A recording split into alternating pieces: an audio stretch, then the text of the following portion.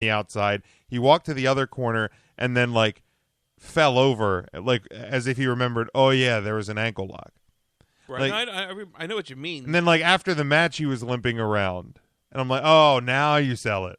Like that bothered me. I'm happy Del Rio won. I like Del Rio. Always been a Del Rio guy. But that bothered me. That really bothered me. All right, I agree with you. I think I'm just so used to the not selling of moves at this point from most people that I didn't even really notice it until you pointed it out to me, Jim. And then I was like, all right, yeah, that's kind of weird. But I initially didn't think much of it, just that I was actually surprised that Swagger didn't legitimately injure someone. But yeah, the match, I mean, again, I know why they have one ladder match, one chair match, one table match, and then you have a TLC match. A chairs match is such a stupid match, though. It is. Like, go back to the attitude. Chairs wouldn't get you DQ'd. No knives, no guns, just chairs. Right. Remember the shirt? I do remember the shirt. A chairs match. What a stupid stipulation. The only thing dumber was wow, almost did it. You almost did it. Almost did it. You almost did it. Was a stairs match last year. Which the stairs match, I think we just have discussed, was the best match on that card last year. No. Which I what the hell? Who was the stairs match last year? It had Kane in it, didn't it? Did it have Kane in it? Big Show, right? Which had to be the best match on the card. What the hell was the stairs match? A steel stairs match. It was Big Show versus Eric Rowan. Right, the best match on the card. Yeah, that was the match. That was the stealer, right?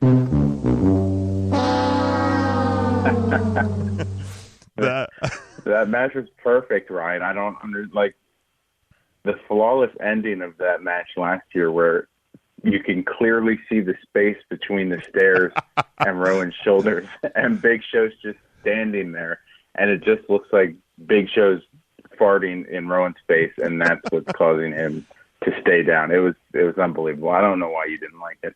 I mean, to be fair, that would probably force you to stay down. I mean, sure would. But hey, here's a little interesting fact. This is the second TLC match, a pay-per-view in a row, that Jack Swagger took on the United States champion. Last year he took on Rusev and lost in 4 minutes. So at least he had a little bit more time in the match. We have a call we'll get to in just a second, but I think I saw a stat on Sunday. I forget who tweeted it, but I think it just said Jack Swagger has not won a pay-per-view match since 2012. I can't verify if that is actually correct, but I would tend to believe it. Like, why wouldn't you believe it? He won the Elimination Chamber the one year. Was that back in 2012? It couldn't have been. He had that feud with Del Rio going when Del Rio was the heavyweight champ. Yeah, that'd be something that I'd have to actually look into if I cared that much about Jack Swagger. But I saw it, and the initial thought was, that's right. That sounds about right.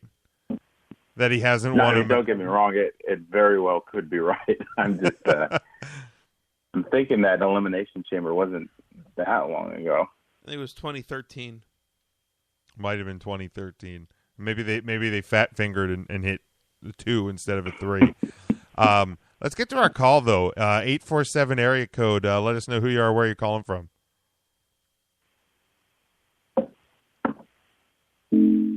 All right, they've been on hold for 5 minutes and they did not want to talk. So I guess we scared them off. It's all right. They must have been big Jack Swagger.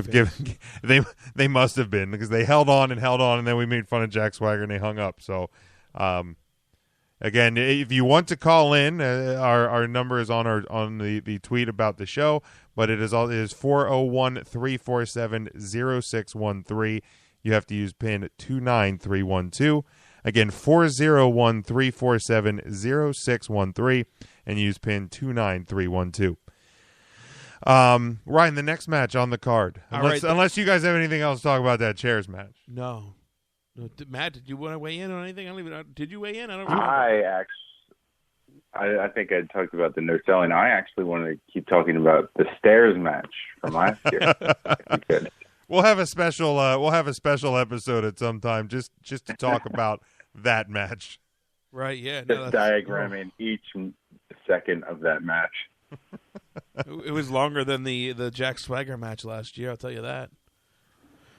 Next match on the card, we have the Wyatt family: Bray Wyatt, Luke Harper, Eric Rowan, and Braun Strowman. Taking on the ECW originals: Bubba Ray Dudley, Devon Dudley, the Dudley Boys, Tommy Dreamer, and Rhino. Which and I sent a tweet out about this, I think, yesterday. It's much nicer to call them the ECW originals than Team TNA. Because they could have easily done that, and it would have been true. It would have been true, but I don't think Team TNA counts. I mean, it certainly does not get ratings. No, it surely does not. So it's an 8-man tag team elimination tables match. First person eliminated was Eric Rowan. Bubba Ray Dudley 3D'd him. He got 3D'd through the table. Mm-hmm. And then ECW got eliminated in order: Rhino, Devon Dudley, Tommy Dreamer, and then Bubba Ray Dudley. So leaving Bray Wyatt, Luke Harper, and Braun Strowman of the Wyatt family being the survivors of the match. Before we actually talk about the match, did you get the feeling that over the last 2 days and what they did with him on Raw as well, that they might be prepping for a Bubba Ray singles run? Because they've given him a lot of opportunity to kind of carry the flag by himself. I just get the idea that I don't know what the long-term plan is. I assume Rhino and Dreamer are done, at least on TV for the time being. I don't know what the long-term plan is for the Dudleys. I thought by now they would have held the tag team championships, but they have not. I think you have to give them another run. I'm sure they will, but I'm just wondering if they're just kind of testing the water, dipping their feet in this type of a situation, to test a Bubba singles run. If he kind of breaks the mold of the Dudley Boys, and not that he's going to go completely bully Ray. But I just think 2 nights in a row he's done a lot of legwork himself. There was a lot of camera time with just Bubba Ray. I think he's probably the healthiest of the four. Rhino is not in bad shape either. I hate the beard, by the way, not to get nitpicky, but not a big beard fan on Rhino. I just don't like it. No, but he's in the best shape of the four. Bubba Ray. Yeah.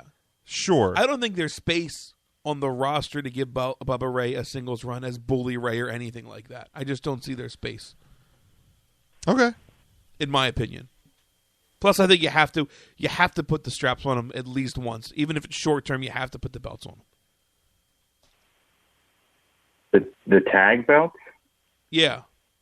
Bill? You don't think so? Oh, that would be bad. That would be awful, I think.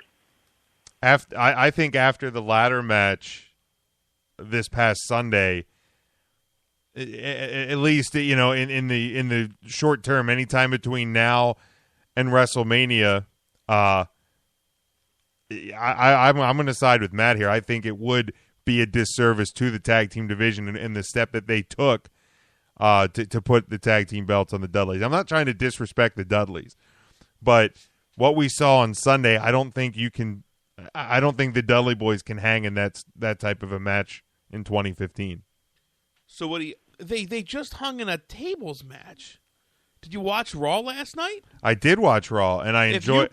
If you put the Dudley Boys in a tag team match styled after the Raw match last night, I don't think there's much question that they would be able to win the tag team championships for a month or two. And then drop him at WrestleMania. Right, but the pace of the match, the pace of the ladder match, and the pace of what we saw, and the style that we saw with the ECW team. Players couldn't hang in the pace of the tag team match that we saw, though. Okay. The Ascension couldn't hang in that pace of a match. Right. But I don't think you're going to see either of those teams in a situation to win a tag team championship. And then in the short term, what other tag teams are there other than those we just mentioned? The Matadors are getting repackaged. They're coming back sometime. They could hang at a pace like that. They're getting repackaged again? Yeah, they are. Yeah, they've been off for a while to get repackaged, from what I've read. That was like a month ago, though. They might have been fired. Who the hell knows? I don't know. You want to fight about it? I don't have that soundbite. I mean, and I'm not saying that the Dudleys should never win the tag team titles again, but I just think between now and WrestleMania, I think between the Usos, the Lucha Dragons, and the New Day, I think that's what you need to look at between now and Mania. All right, let's say the day comes when the New Day has to drop the tag team championship. Who are they dropping it to? Because nobody. We agree. Okay, that's a shock. I didn't think that one, but okay. Are they? I mean, are they coming up to the main roster at any time soon, though? I have them. It's my understanding that they are. So they would not be winning at TakeOver then. I mean, I don't know. Maybe we get like a Kevin Owens where they're holding the belts and coming up and talking about it, or Paige. I mean, it's been done before. It has. You're right. Sure. I honestly, I think the Lucha Dragons should be the next tag team champions. Okay. I'm fine with that. Like I honestly thought that, like I said, when they took that spot, that I was actually pulling for them. And even though I had predicted the New Day to win. So, but are you getting worn out with the New Day? Not yet. Are you getting close? Is it starting to get a little stale? Not for me. Not for me either. I've seen a couple people say that it's kind of a fine line, where like there's a fine point between, okay, this is good. I mean, we'll obviously talk about what they did on Raw, but I think some people, WWE needs to be careful to not put them out there too much. Like for every segment of SmackDown. Correct. But let's get back to the Dudleys. And I want Matt's opinion. Matt, okay, who does the New Day drop? You already said it. Enzo and Cass. Never mind. Who do you think, Ryan? Did you say? I would think it's the Dudley Boys. Okay. So we all have different. I think it needs to be done in a triple threat match, so it's not New Day technically losing, because I think that could be a great storyline with them. Talking about the injustice of losing the belts without actually being pinned. Oh yeah, that's the booty. pay-per-view would have been a great opportunity for them. Sure, that's a great call. Yeah, that's a great call. Okay, yeah, I like that. Yeah, which I think keeping the New Day as strong as possible is the best thing you can do.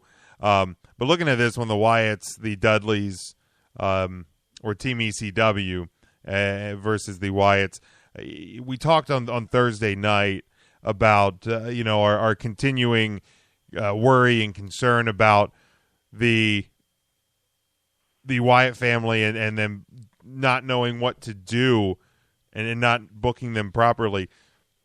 Ryan and I once again had picked the Wyatts and just hoping that we'd finally get it right. Matt, you picked Team ECW because I think you were kind of just like, well, it's probably going to happen. So Ryan and I fortunately were correct.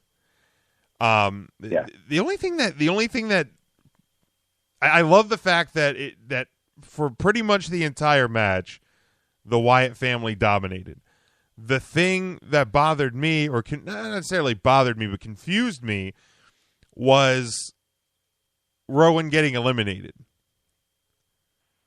I mean, if anybody from the Wyatts was going to get eliminated, I would have picked and said it was best for it to be Eric Rowan.